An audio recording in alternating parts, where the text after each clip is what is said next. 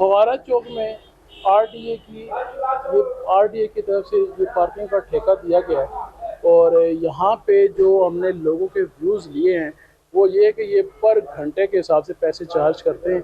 इस पार्किंग का भी ठेकेदार कौन है, आइए हमारे साथ रहें, हम बात करने की कोशिश करते हैं, जानते हैं कि इस पार्किंग का ठेकेदार कौन है। पार्किंग में नहीं ड्राइवर नहीं, किसके ड्राइवर? गाड़ी नहीं, ड्राइवर गाड़ी नहीं, गाड़ी के ड्राइवर है। हाँ गाड़ी तो सारे प्लाजा वाले खुद लगा रहे हैं, जितने ठेकेदार ये जितने पार्किंग वाले। नहीं मैं इस गाड़ी तो जाऊँ।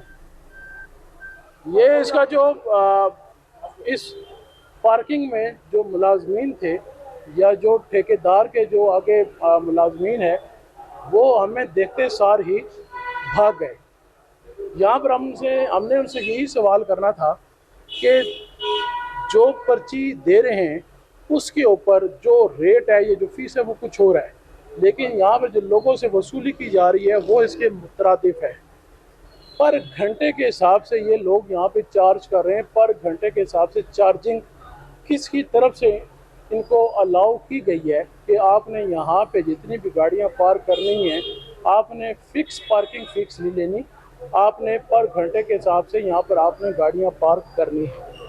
गाड़ी यहाँ पे पार्क जब आप करते हैं तो उसके ऊपर एक नोट लिखा हुआ होता है कि नोट ख़ास तौर पे ये लिखा होता है कि हम आपकी बाइक या गाड़ी के नुकसान के या चोरी होने के ज़िम्मेदार ना है।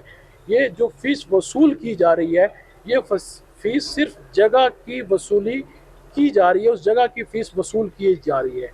जो लोग यहाँ पर आके अपनी गाड़ियों को महफूज समझकर यहाँ पर पार्क करते हैं कि हमारी गाड़ी पार्किंग के अंदर महफूज है, जब वो नोट ऊपर पढ़ते हैं तो वो जो उनका जो अंदेशा होता है जो उनके वो ख़त्म हो चुका होता है।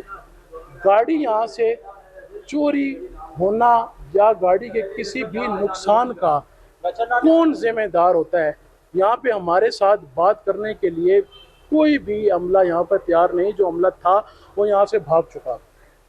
प्रोग्राम के आखिर में मैं आपसे यही बात करना चाहूँगा कि जब तक हर इदारा अपने डोमेन में रह के काम नहीं करेगा तो कभी भी इस मुल्क के हालात तब्दील नहीं हो सकते।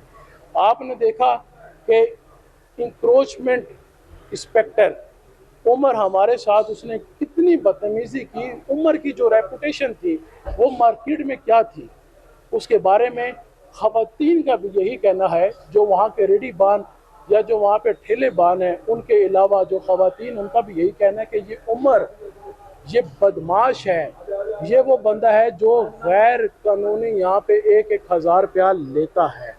ये प्लाजा जो है वो सीडीए के अंदर आए तो फिर तो चले समझ में आती है, ठीक है। दोबारा से शुरू करें। चूंकि ये प्लाजा जो है वो सीडीए के अंदर नहीं आता, कहीं से भी इनका जो ठेकेदार है वो यहाँ पे मौजूद नहीं है, ठीक है।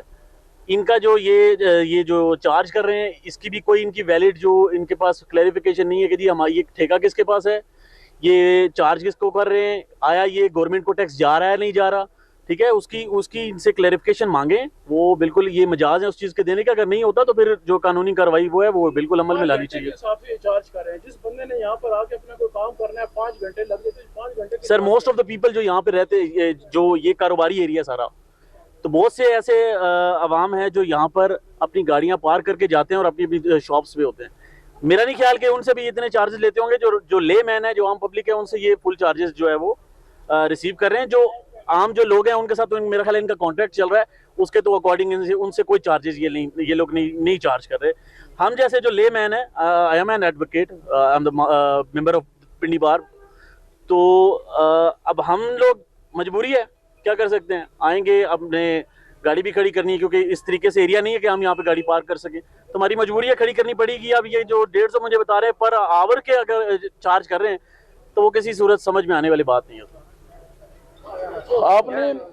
आपने ये बात सुनी है कि जो यहाँ पे कारोबारी हजरात है कि जिनकी यहाँ पे दुकानें हैं वो यहाँ पर आके गाड़ी पार्क करते हैं, उनके साथ तो ठेकेदारी वाला निज़ाम है। बाकी के यहाँ पे जो डेली की रूटीन में जैसे आज इतवार है, वीकेंड है, वीकेंड के ऊपर आने वाले जो भी लोग यहाँ पर आते हैं जो रोज़मर्रा की रूटीन में आने वाले नहीं हैं, उनसे ये पर घंटे के हिसाब से पैसे चार्ज करते हैं और जो रोज़ आके यहाँ पे खड़े करते हैं उनके साथ ठेकेदारी वाला निज़ाम है। पर्ची किधर है? पर्ची दिखाओ यहाँ की।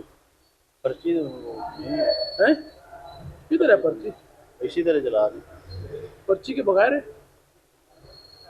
ये जो यहाँ पे पर्चियाँ दी जा रही है, बाकी ये किधर पर्ची की लेकर आओ जी। यहाँ के आप ये पर्ची के किधर बगैर, एक मिनट आप पर्ची के बगैर चला रहे हो।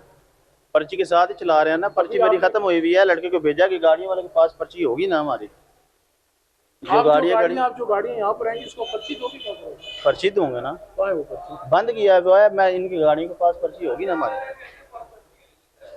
इस बंदे को भी इधर लेकर आओ। ये एक दूसरे के सर पे मलबा डाला जा रहा है, ये उसके सर पे डालो, ये मैं आपको ये गुजारिश कर रहा हूँ कि ये जो गाड़ियाँ खड़ी हुई है ना, इनको पर्ची हमने दी हुई है। गाड़ियाँ बंद की हुई है, मोटरसाइकिल भी बंद की, इसलिए बंद की है क्योंकि हमारे पास पर्ची खत्म हुई हुई है। हमारे सामने भी गाड़ी अंदर गई है। और सर उनकी जो पर्ची मैं गुजारिश कर रहा हूँ, यहाँ पे फीस क्या लेते हैं? फीस हम लेते हैं 50 रुपए के हिसाब से, घंटे के हिसाब से।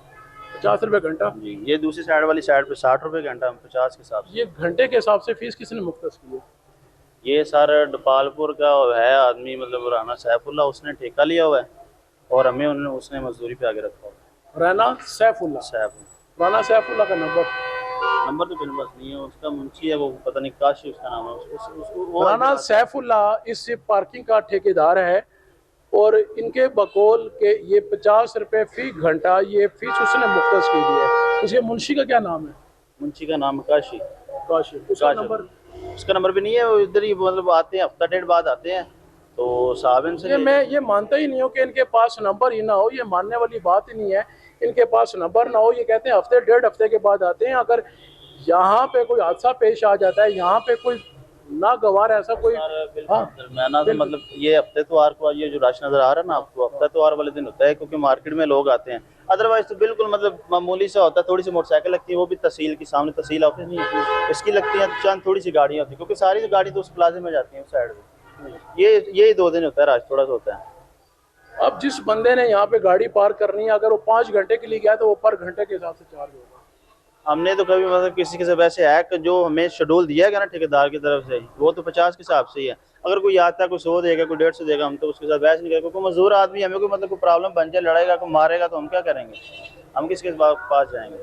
वो खुद तो डपालपुर होता है, नहीं समझ रहे मेरी बात। मतलब वो जितनी देर में आएगा उतनी देर में हमारा मतलब भाड़ा हो जाएगा, वो जो भी कोई किसी हिसाब से भी देता ना हम ले रहे हैं। इनके बकौल जो फीस दी जाती है, जो ठेकेदार है वो दीपालपुर में होता है और यहाँ पे हम मजदूरी करते हैं। जब तक वो दीपालपुर से यहाँ तक पहुँचेगा तो हमारा कबाड़ा हो चुका है। ये आपने इस लड़के की ज़ुबानी सारी बात सुनी। इस मुल्क में जब हर इदारा अपने ज़िम्मे का काम संभालेगा, हर इदारा अपने ज़िम्मे की डोमेन संभालेगा, उस डोमेन में रह के काम करेगा तो बहुत सारे मामलात हमारे सीधे हो सकते हैं। ये वो माफिया है नाज़रीन कराम, जो माफिया कभी भी ख़त्म होने वाला नहीं है। लेकिन हमारी प्रोग्राम की बेनकाब की टीम हमेशा इनको इसी तरह बेनकाब करती रहेगी और इसी तरह के हक़ाइक़ आपके सामने लाए जाएंगे। आपको आज का हमारा प्रोग्राम कैसा लगा, आपने फीडबैक में ज़रूर बताना है। अगले प्रोग्राम तक के लिए अपने मेज़बान हसन महमूद सिद्दीकी और मेरी मुकम्मल टीम को इजाज़त दें। अल्लाह निगहबान।